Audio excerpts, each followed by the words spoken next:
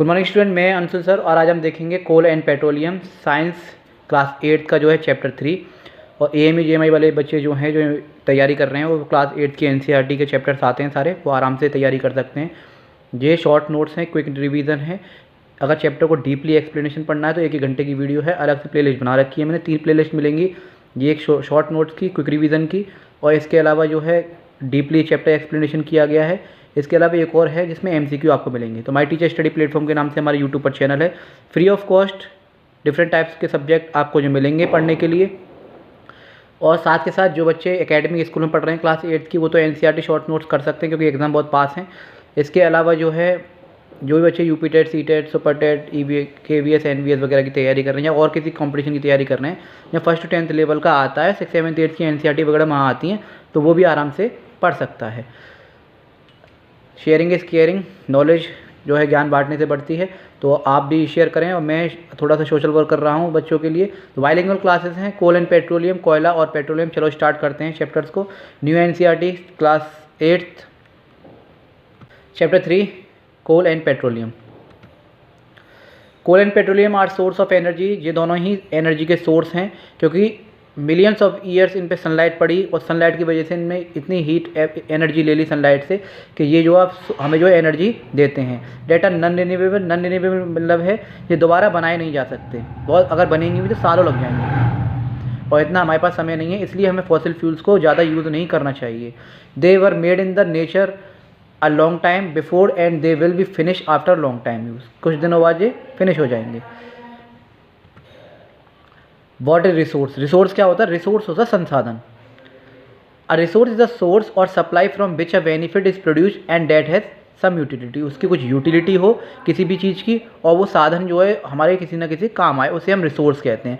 अब रिसोर्स जो होते हैं वो 2 टाइप्स के होते हैं, एक होता है नेचुरल रिसोर्स और एक होता है आर्टिफिशियल रिसोर्स कह सकते हैं, या फिर जो हमने बनाए हैं। और हमने जो बनाए हैं वो बनाए हैं नेचुरल रिसोर्स को ही यूज़ करके है। तो these resources are classified into 2 types. Natural resource जो कि गॉड गिफ्ट हैं, नेचर ने हमें दिए हैं, जैसे कि बोर्ड, फैब्रिक वगैरह, प्लांट्स वगैरह से बहुत सारी चीज़ें मिल जाती हैं हमें।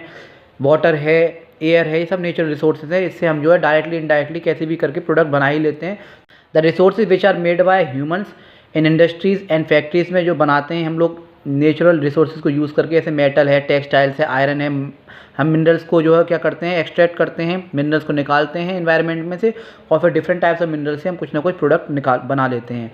तो वो मेड रिसोर्स हैं जो कि हमारे जीवन में काम आता है। रिसोर्सेज देखिए, नेचुरल रिसोर्सेज और आर्टिफिशियल रिसोर्सेज यानी मेड रिसोर्सेज। अब नेचुरल रिसोर्सेज भी 2 टाइप्स के आते हैं। एक होता है एग्जॉस्टिबल नेचुरल रिसोर्सेज। पहला देखेंगे, natural resources are 2 types. Exhaustible natural resources कौन सा होता है? Resources with which are available in limited quantity, जो कि लिमिटेड क्वांटिटी में अवेलेबल है, एक टाइम में आके वो खत्म होने वाला है। And can be finished in future is called exhaustible natural resource. जैसे कि वाटर हो गया, पानी।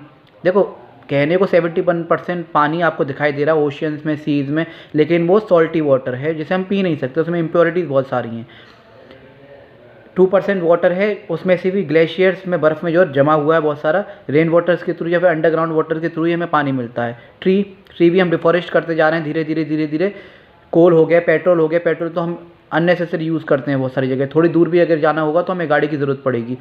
पेट्रोलियम एंड नेचुरल रिसोर्सेज ये ऐसे हैं एग्जॉस्टिबल रिसोर्स जो सालों लगे, मिलियंस ऑफ ईयर लगे इन्हें बनने में, और जो है एक टाइम में आके ख़त्म हो जाएंगे। इनएग्जॉस्टिबल नेचुरल रिसोर्सेज वो होते हैं which are available in excess quantity and can not be finished in future is called inexhaustible natural resources, जो कि ख़त्म नहीं होंगे। जैसे कि सनलाइट, सूरज की रोशनी, एयर कभी ख़त्म नहीं हो सकती, पॉल्यूट हो सकती है। वाटर इसमें इसलिए दिया है कि वाटर बहुत सारा वाटर ख़त्म नहीं होने वाला है, लेकिन फ्रेश वाटर की अगर बात करें तो वो एग्जॉस्टिबल में आ जाएगा। तो ये सारी चीज़ें जो कि कभी ख़त्म होने वाली नहीं हैं। अब बात आती है फॉसिल फ्यूल्स की। फॉसिल फ्यूल्स माने जीवाश्म ईंधन। The fuels which are formed by dead remains of living organism. पहले मैं आपको स्टोरी बता दूं। देखिए, मिलियंस ऑफ ईयर्स एगो पहले due to the volcanic eruption, या फिर कह सकते हैं कि कोई आपदा ऐसी आई पे जितने भी एनिमल्स थे, प्लांट्स थे, वो जो है डेड हो गए और धीरे धीरे सॉइल उसके ऊपर आती रही, कवर होते रहे। धीरे धीरे वो हीट प्रेशर की वजह से कन्वर्ट हो गए। जो लैंड पे थे वो कोल में कन्वर्ट हो गए, कोयले में, और जो सीज में, ओशियंस में प्लांट्स और एनिमल्स थे, सी क्रिएचर्स थे, वो पेट्रोलियम में कन्वर्ट हो गए हाई प्रेशर की वजह से। तो पेट्रोलियम एंड कोल जो फॉसिल फ्यूल्स हैं, इनमें मिलियंस ऑफ ईयर्स तक सनलाइट पड़ती रही, जिसकी वजह से इनमें एक अलग एनर्जी आ गई और ये हमें इस टाइम एनर्जी के सोर्स में हम उसका यूज़ करते हैं। वह ईंधन जो जीवित जीवों के मृत अवशेषों से बनते हैं उन्हें हम पेट्रोलियम कोल कहते हैं या फिर फॉसिल फ्यूल्स कहा जाता है। फॉसिल फ्यूल्स के एग्जाम्पल हैं। फॉसिल फ्यूल्स करते क्या है, एनर्जी स्टोर होती है उनके अंदर, जब हम उन्हें यूज़ में लेते हैं तो वो एनर्जी को रिलीज़ करते हैं। Energy stored in fossil fuels are derived from decade animals and plant that have existed for millions of years तक उन्होंने सनलाइट वगैरह ली है, हाई प्रेशर उन पर रहा है धरती के अंदर, तो उसकी वजह से वो एनर्जी रिलीज़ करते हैं। Energy utilisation from fossil fuels, 40% energy used by the industry, ज़्यादातर जो 40% जो फॉसिल फ्यूल्स इंडस्ट्रीज़ में यूज़ हो रहे हैं। 20% of energy used by transportation में हम जो यूज़ करते हैं पेट्रोल वगैरह को यूज़ करके। 6% एनर्जी जो फार्म्स वगैरह में यूज़ हो रही है, 30% एनर्जी डोमेस्टिकल पर्पस पर यूज़ हो रही है। इस तरह से डिवाइड है। अब बात आती है कोल की। Black coloured stone like fuel, black colour का स्टोन लाइक पत्थर होता है। यूज टू कुक फूड, खाना पकाने में के लिए उसे यूज़ करते हैं हम। प्रोड्यूस इलेक्ट्रिसिटी बनाने के लिए यूज़ करते हैं। जैसे जो लोग अलीगढ़ में रहते हैं तो हरिद्वारगंज की तरफ पावर प्लांट है, यहाँ कोयले से जो है क्या है बिजली प्रोड्यूस करते हैं, क्योंकि आसपास हमारे कई किलोमीटर तक रिवर्स वगैरह नहीं है, तो डैम यहाँ है नहीं आसपास, तो हम जो है कोयले से जो है क्या करते हैं इलेक्ट्रिसिटी प्रोड्यूस करते हैं। And has many other industrial uses, और बहुत सारी जगह पे जो है कोल जो है यूज़ में आता है। फॉर्मेशन ऑफ कोल मैंने स्टोरी बता दी है, वही चीज़ यहाँ दे रखी है। देखिए ये शॉर्ट है, शॉर्ट नोट्स हैं, क्विक रिवीजन है, ताकि आपको क्या है ना एक तरह से रिवाइज हो जाए सब चीज़। जिसको चैप्टर डीपली पढ़ना है, जैसे जिसने पढ़ाई नहीं है तो वो दूसरी प्लेलिस्ट में आकर देख ले, चैप्टर मैंने डीपली पढ़ाए हुए हैं। यहाँ पॉइंट वाइज हैं, शॉर्ट नोट्स हैं और डेफिनेशन है, आपको आप इजीली पेपर में लिख के आ सकते हैं। Coal is a black coloured fossil fuels होता है which is extracted on the ground से निकाला जाता है and is used as a fuel for different purposes, और डिफरेंट पर्पसेज के लिए उसे यूज़ किया जाता है। जैसे कि आप देख सकते हैं पीट, इग्नाइट, कोल, इस तरह से हीट प्रेशर पढ़ के वो जो है वो कोल में कन्वर्ट हो जाता है। Peat is a dark fibrous fuel compose a partially decompose plant matter. ऐसे पेड़ पौधे जो है डेड एनिमल्स और प्लांट जो है ऐसे डिकम्पोज होते गए धीरे धीरे और उन पर प्रेशर आता रहा, और वो नीचे की तरफ जाते रहे। It is the first stage होता है पीट, कोल को बनने का सबसे फर्स्ट स्टेज होता है, is the formation of coal.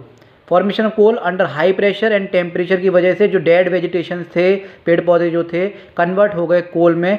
This process is called carbonisation. हाँ, ये याद रखिएगा, जो डेड प्लांट वगैरह, जो डेड वेजिटेशन जो कन्वर्ट होते हैं, उस प्रोसेस को हम कार्बनाइजेशन कहते हैं, कोल में बदलने को।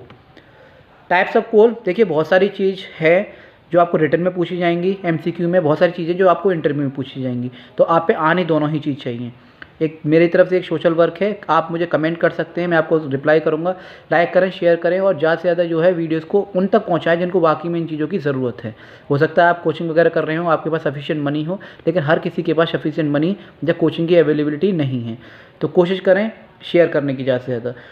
कोल वैसे तो मेनली दे रखे हैं 4 टाइप्स के, आपको दिखाई देंगे, एंथ्रासाइड, ब्यूटिमिनस, सब ब्यूटिमिनस और लिग्नाइट। इनको मैंने डीपली पढ़ाया हुआ है, अगर जिसको डीपली पढ़ना है वो जाकर देख सकता है। पीट, लिग्नाइट, ऑल ये सारे जो आपको इमेजेस में दिख रहे हैं। यूजेस ऑफ कोल का इस्तेमाल क्या होता है? एज अ फ्यूल हम यूज़ करते हैं ईंधन के रूप में। फॉर ऑब्टेनिंग कोक, इससे हम कोक भी बनाते हैं। कोल तार एंड कोल गैस वगैरह इससे बनती है।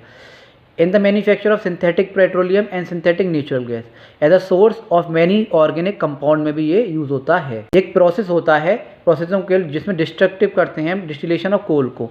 Heating of coal at high temperature, जब कोल को हम बहुत हाई टेम्परेचर पर हीट करते हैं तो डिस्ट्रक्टिव डिस्टिलेशन होता है कोल का। इज द प्रोसेस जिसमें से heating coal in the absence of air की एब्सेंस में हम उसे हीट करते हैं, जिसमें से हमें बहुत सारे जो है प्रोडक्ट मिल जाते हैं। गैस जो निकलेगी वो कोल गैस में निकलेगी।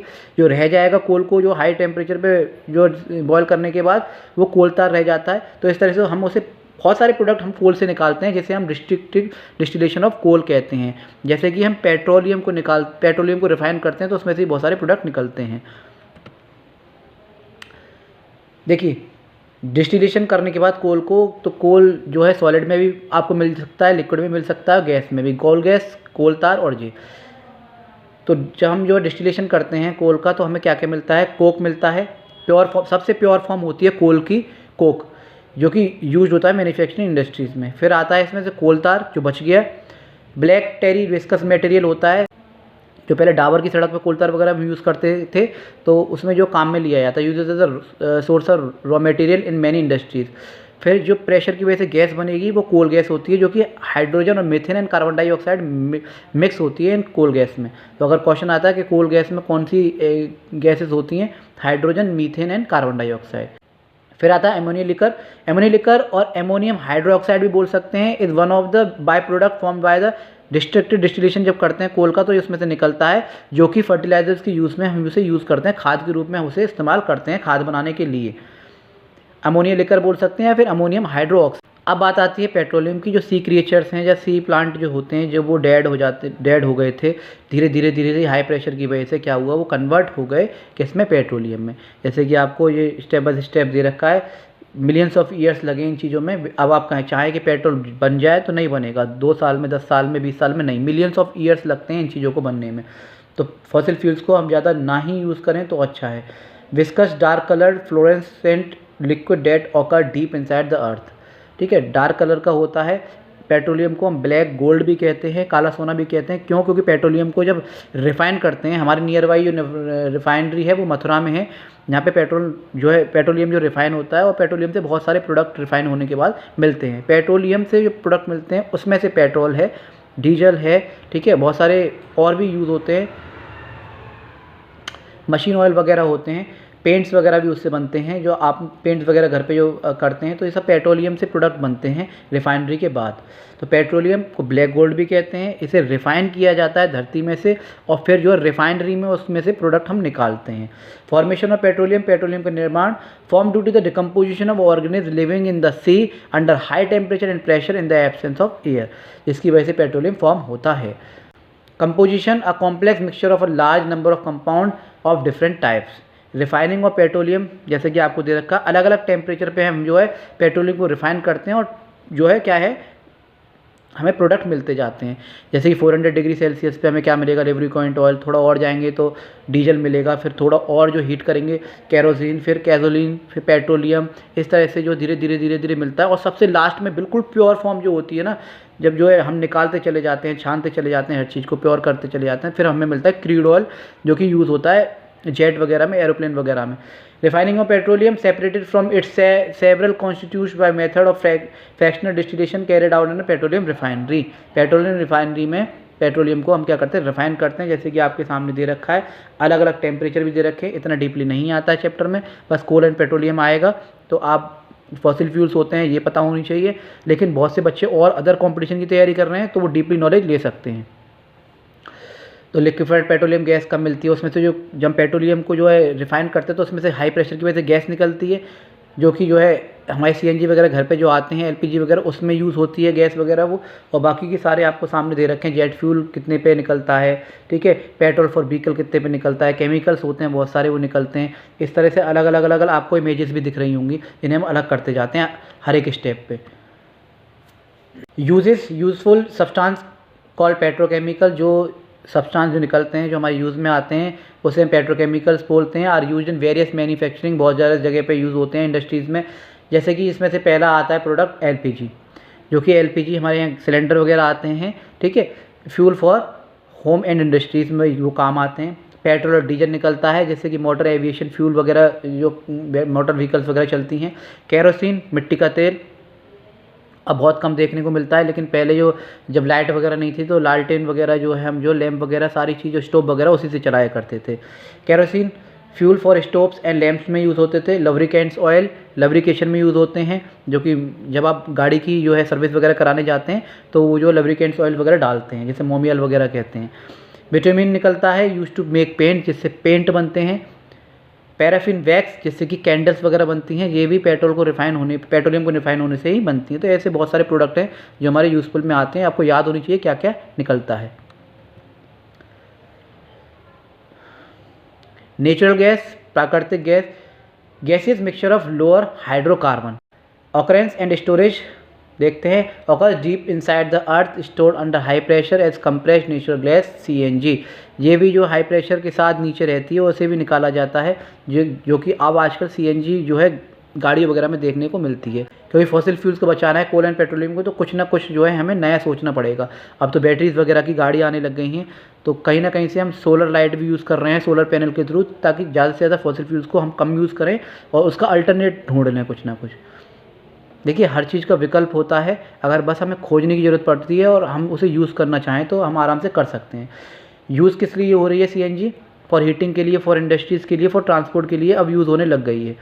As a domestic and industrial fuels for obtaining hydrogen on industrial scale, for manufacturing carbon black, as a raw material in petrochemical and fertiliser industries.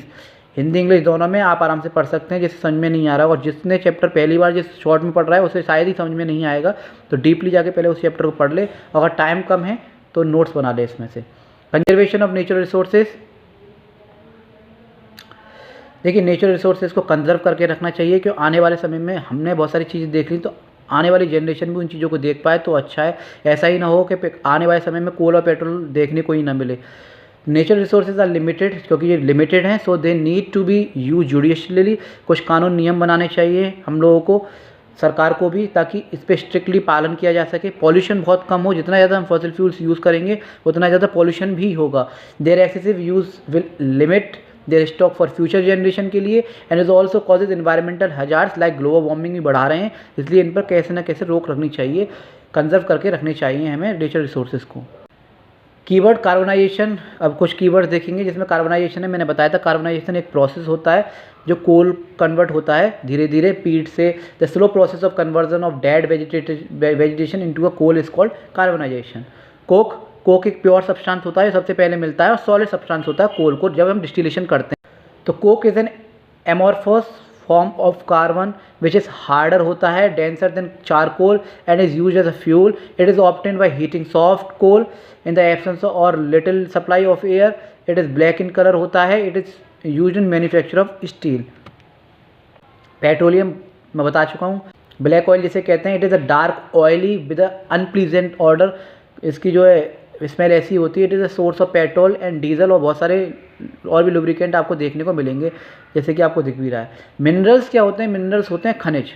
Food में भी मिनरल्स पाए जाते हैं, लेकिन वो हमें प्लांट्स के द्वारा मिलते हैं डायरेक्टली इनडायरेक्टली। मिनरल्स ये होते हैं खनिज जो कि इन्वायरमेंट में पाए जाते हैं, उनको यूज़ करके हम जो है कुछ जो है प्रोडक्ट बना लेते हैं। Use chemical found in lithosphere. Fractional distillation, separation of a mixture, petroleum को सेवरल अलग अलग करना स्टेप बाय स्टेप और उसमें से बहुत सारे प्रोडक्ट निकालना, product by heating in a tall tower, उसे फ्रैक्शनल डिस्टिलेशन कहते हैं। ऑफशोर ड्रिलिंग क्या होता है? Drilling for petroleum under a sea bed. देखिए लैंड पे भी पेट्रोलियम निकाला जाता है, लेकिन जिस जगह बहुत सारी जगह ऐसी हैं इस धरती पे पूरी ऑल ओवर द वर्ल्ड में, ओशियंस में भी जो लैंड होता है उसमें से भी हम पेट्रोलियम को, अगर पता है कि इस एरिया में पेट्रोल वगैरह डीजल वगैरह पेट्रोलियम वगैरह पाया जाता है, तो वहाँ से भी हम जो ड्रिल्ड करते हैं तो उसे हम ऑफशोर ड्रिलिंग कहते हैं, जो कि सी में हम करते हैं। Energy crisis, depletion of energy sources due to their faster rate of consumption. जितना ज़्यादा हम यूज़ करते जा रहे हैं एनर्जी क्राइस हो रही है। Energy conserve from one form to another. Energy को हम ज़्यादा फॉसिल फ्यूल्स को ज़्यादा यूज़ ना करें, अल्टरनेट उसका कुछ ना कुछ ढूंढ लें। हर चीज़ का विकल्प होता है, ऐसी बात नहीं है। Energy can neither be created, energy ना तो क्रिएट की जा सकती है और ना ही डिस्ट्रॉय की जा सकती है, but it can be transfer, लेकिन उसको हम ट्रांसफ़र कर सकते हैं और किसी फॉर्म में, one from to another. For example in a microphone में साउंड एनर्जी को हम कन्वर्ट कर लेते हैं इलेक्ट्रिकल एनर्जी में। इसी तरह से लाइट बनाने के लिए पहले हम कोयले का यूज़ करते थे, कोल का, फिर धीरे धीरे हम आगे बढ़े, टेक्निक आई तो हम वाटर से हम डैम बना के जो यूज़ करते हैं, टरबाइन वगैरह चलते हैं, तो उसमें से हाई प्रेशर के साथ जो है टरबाइन जब चलता है तो इलेक्ट्रिसिटी प्रोड्यूस होती है। ऐसे ही विंड वेन से हम जो है इलेक्ट्रिसिटी प्रोड्यूस करते हैं। अब हमने एक और नई टेक्निक देख ली है कि सोलर पैनल के थ्रू हम जो है सोलर लाइट को यूज़ करके हम एनर्जी क्रिएट कर रहे हैं। तो ये सारे अल्टरनेट सोर्स हैं एनर्जी के, hydro, solar, wind, tidal, geothermal, biomass.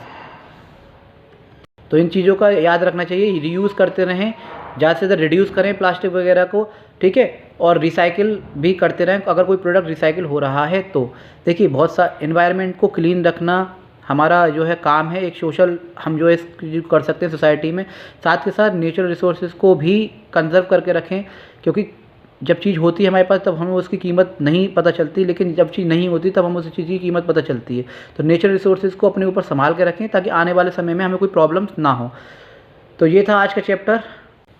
My teacher study platform के नाम से हमारा चैनल है यूट्यूब पर, फ्री ऑफ कॉस्ट क्लासेस मिलेंगी माई टीचर स्टडी प्लेटफॉर्म पर। डिफरेंट टाइप्स ऑफ सब्जेक्ट की 1st to 10th लेवल के जितने भी कॉम्पिटिशन एग्जाम हैं या फिर एकेडमी स्कूल की जितनी भी एनसीईआरटी वगैरह क्लासेस हैं, डिफरेंट टाइप्स ऑफ सब्जेक्ट की आपको आराम से मिल जाएंगी। बायलिंगुअल क्लासेस मिलती हैं, फ्री ऑफ कॉस्ट है उन सभी बच्चों के लिए जिनके पास सफिशिएंट मनी नहीं है, जब कोचिंग बहुत दूर है घर से, तो आप आराम से जो कंपटीशन की तैयारी कर सकते हैं। अपने ऊपर कंपटीशन को हावी ना होने दें, अपना 100% दें, एग्ज़ाम हो या कुछ भी हो, बाकी सब भगवान पे छोड़ दें, अपनी तरफ से कमी नहीं होनी चाहिए।